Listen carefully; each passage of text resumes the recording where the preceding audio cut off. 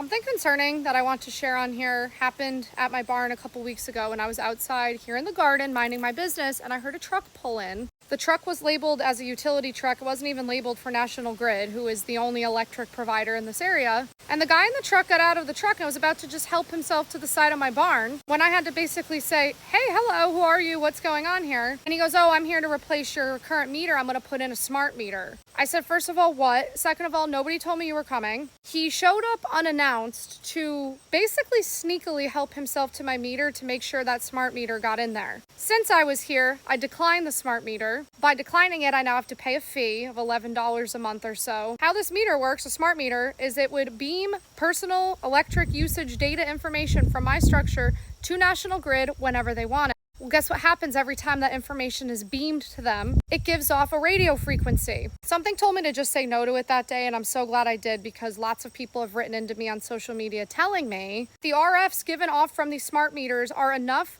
to disturb, harm, or confuse local pollinators. Well, guess where my meter is?